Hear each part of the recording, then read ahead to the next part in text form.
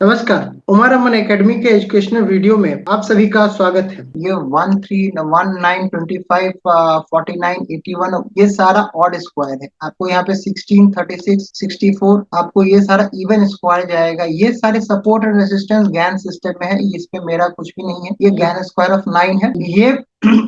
ये जो है वो स्टैंडर्ड गैन स्क्वायर ऑफ 9 है। हमने उसको रेस्ट्रिक्ट किया है 361 तक, 360 डिग्री तक जो है वो हमने इसको रेस्ट्रिक्ट किया है। इस एक्सेल शीट को रेस्ट्रिक्ट किया है हम अपने कन्वीनियंस के लिए, क्योंकि हम यहाँ पे कॉकटेल बना रहे हैं। क्या कर रहे हैं हम इस गैन स्क्वायर ऑफ 9 में, यदि हमने इसके वाइब्रेशन नंबर को डाला तो अब ये गैन स्क्वायर ऑफ 9 के रूल तो है, गैन स्क्वायर ऑफ 9 का रूल तो है, लेकिन हमने यहाँ पे डाल दिया है वाइब्रेशन नंबर। तो जो भी सपोर्ट एंड रेसिस्टेंस निकलेंगे वो वाइब्रेशन के हिसाब से आएंगे। तो यदि 26 डाला तो 26 से कैलकुलेट होगा, यदि 55 डाला तो 55 से कैलकुलेट होकर के जाएगा। और अकॉर्डिंगली वैसे तो सारे हाईलाइटेड जो लाइंस है, फिर चाहे वो वर्टिकल हो, हॉरिजॉन्टल हो या डायगोनल है, वो अपने आप में इंपॉर्टेंस रखता है। लेकिन ये ब्लू लाइन कुछ ज्यादा इंपॉर्टेंस इसलिए है क्योंकि ये आपने देखा होगा, ये ऑड स्क्वायर का लाइन था, ये इवन स्क्वायर का लाइन था। तो ये जो है it's some sort of orbit change. Orbit change करने का मतलब क्या होता है कि एक नए जोन में आदमी जाता है। एक नए जोन में या तो ऊपर जाएगा यानी कि नया वैल्यू जोन क्रिएट करेगा, या फिर नीचे जाएगा यदि सपोर्ट को तोड़ रहा है। Just like support and resistance को तोड़ा तो नया रेसिस्टेंस की तरफ जाएगा। यदि सपोर्ट को तोड़ रहा है तो एक को तोड़ करके दूसरा। तो बस ये है कि जब तक एक लेवल होल्ड कर रहा है तब तक दूसरे तक जाने की प्रोबेबिलिटी है, ऊपर या नीचे, जो भी डायरेक्शन, यही रूल है। और आप इसको अकॉर्डिंगली देख सकते हैं। अब आइए चार्ट पे चलते हैं कि चार्ट पे हिस्ट्री में क्या ऐसा दिखा, हिस्ट्री में क्या ऐसा दिखा कि ऐसा परफॉर्मेंस एक्सपेक्टेड था, irrespective of media noise, irrespective of media noise.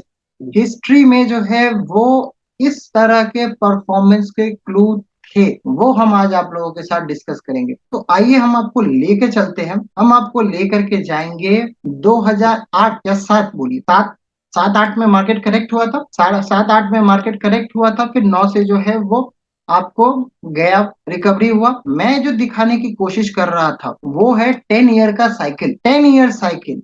आप इसके स्ट्रगल को देखिए, इस स्टॉक के स्ट्रगल को देखिए और उसको रिलेट कीजिए ह्यूमन के स्ट्रगल, लाइफ स्ट्रगल से। जब कोई भी आदमी एक अपने मोटिव पे चलता है और स्ट्रगल करता है तो कितनी बार गलती करता है, गिरता है। सेम रूल को, अपने जिंदगी वाले रूल को आप स्टॉक पे, रियल लाइफ के रूल को आप स्टॉक के चार्ट पे लगा करके देखिए और फिर समझने की कोशिश कीजिए। 10 साल का इसका इस कंसोलिडेशन जोन था। 10 साल के कंसोलिडेशन जोन से जो भी स्टॉक निकलता है एज पर गैन रूल, क्योंकि यहाँ पे जुपिटर सैटर्न की एक एंगल आती है 10 इयर्स 20 इयर्स में, आपको दोनों दोनों टाइम आना दिखता है। 20 इयर्स में जो है वो 0 डिग्री पे होता है, 10 इयर्स पे 180 डिग्री पे होता है। फिर से बोलता हूँ, 20 इयर्स पे आपको 0 डिग्री पे होता है, 10 इयर्स पे जो है वो आपको 180 डिग्री पे होता है। तो यहाँ पे जो है वो आपको, यदि 10 इयर्स का कंसोलिडेशन जोन का ब्रेकआउट आता है तो वहां पे जस्ट लाइक किसी नदी को किसी डैम से यदि बांध दिया जाता है और वो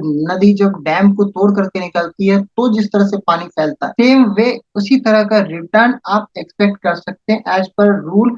आप सारे ज्ञान बुक में भी जाकर के देख सकते हैं, या फिर थ्योरेटिकली चार्ट पैटर्न के भी बुक में जाकर के देखेंगे कि जब कभी भी किसी कंसोलिडेशन का ब्रेकआउट होता है, कंसोलिडेशन जोन का ब्रेकआउट होता है, तो उस तरह का मूव। तो ये 10 दिन का ब्रेकआउट नहीं है, 10 महीने का ब्रेकआउट नहीं है, ये 10 साल का ब्रेकआउट है। स्ट्रगल को देखिए, स्ट्रगल, लाइफ स्ट्रगल को देखिए, स्टॉक के लाइफ स्ट्रगल को देखिए और फिर कोरिलेट कीजिए कि 7 से चलना शुरू किया, कहाँ पे 98 बियर अटैक हुआ, तब 2008 में पूरे मार्केट में लेमन ब्रदर का बियर अटैक हुआ 20 पे, फिर ये उठा के स्ट्रगल को फिर 2009 से फिर इसने 100 को कोशिश की क्रॉस करने की, फिर जाकर के 2013 पे वापस उसी जगह पे गया, फिर 100 पे क्रॉस करने की इस पर हायर बॉटम बनाया और ये वापस आया। लेकिन ये देखिए ये कितने दिन का था, 2007 से लेकर के 2016-17, ये 17 भी हो गया ना यहाँ, 17। और इसको क्रॉस कब किया है, क्रॉस कब किया है, इसको क्रॉस किया है 2018 में। तो 10 और 11 साल की इस स्टॉक की मेहनत, 10-11 साल की स्टॉक की मेहनत है यार। जो कोई इंसान मेहनत किया, बेयर अटैक हुआ,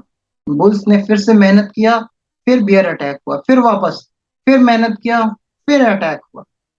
तो गेन का रूल है, यदि 3 बार आप यदि हार गए, वो यदि चौथी बार जाता है तो वो उसका ब्रेकआउट होता है। ट्रिपल टॉप ट्रिपल बॉटम यदि गेन के बुक में पढ़ेंगे तो उनका कहना है कि you can bet on 3 retest, 1 2 3 बार आपने ट्रिपल बॉटम को बाई किया, लेकिन चौथी बार में वो ब्रेक डाउन होगा। सेम वे ये देखिए कि इसको बुल्स ने इसको 100 के आसपास जो है वो वापस लाया, फिर बियर अटैक हुआ 1, फिर बियर अटैक हुआ 2, फिर बियर अटैक हुआ 3। इस बार इसने पहला क्लू दिया था 40 तक गया था, 20 तक नहीं गया था, और देयर आफ्टर इसने ब्रेकआउट दिया and it's a 10 years breakout. 10 years breakout जो अपने आप में बहुत बड़ी चीज है किसी भी स्टॉक के लिए। आप ये समझिए कि इस तरह के स्टॉक को 10 इयर्स का ब्रेकआउट कोई भी रिटेल ट्रेडर नहीं कर सकता। रिटेल ट्रेडर नहीं कर सकता। यदि ये कर सकता है तो ये म्यूचुअल फंड की बाइंग हो सकती है, ये एफआईआई की बाइंग हो सकती है, बीआईआई की बाइंग हो सकती है, ये स्मार्ट मनी की बाइंग हो सकती है, जो लंबे पीरियड के लिए इन्वेस्टमेंट करते हैं, जो बहुत लंबा सोचते हैं। ये हमारे आपके जैसे रिटेल ट्रेडर जो 50-100 की क्वांटिटी में काम करते हैं, उन लोगों की बस की बात नहीं है। तो ये चीज आपको ध्यान देने वाली बात होगी। तो 10 इयर्स का ब्रेकआउट जो है वो अपने आप में एक बड़ी इवेंट होता है, और जब ये 10 इयर्स का ब्रेकआउट होगा तो ये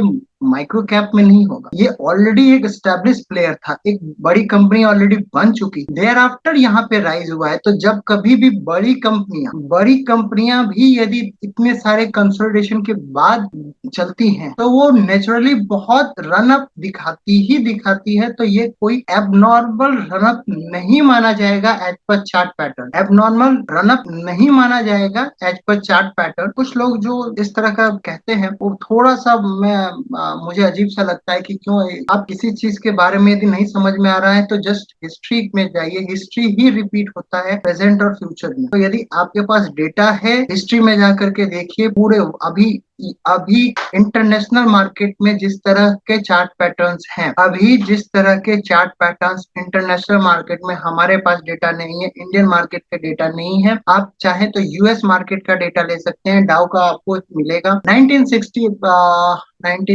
हाँ आप वहां से आप देखें, या इनफैक्ट उससे पुराना भी देखें, वर्ल्ड वार 1 2 वाला जो भी पार्ट है वहां पे यदि देखेंगे तो आपको बहुत ज्यादा क्लू मिलेगा कि अभी इंटरनेशनल मार्केट जो है वो उस वक्त जो वॉर पीरियड में जिस तरह के मार्केट का रिएक्शन हुआ था, और उस वक्त जो इन्फ्लेशन का आपको फिगर आपको दिखाई देगा, सेम आप एक्सपेक्ट कर सकते हैं, बिकॉज किसी न किसी तरह से हम अभी उस वॉर पीरियड में है, उस वॉर पीरियड में है। इंडिया स्पेसिफिक नहीं है लेकिन ग्लोब स्पेसिफिक है, उसका डायरेक्ट और इनडायरेक्ट उसका असर सारे कंट्रीज पे होगा। तो ये चीज यदि आप हिस्ट्री को देखेंगे तो फिर इस तरह के रनअप को आप एबनॉर्मल नहीं मानेंगे।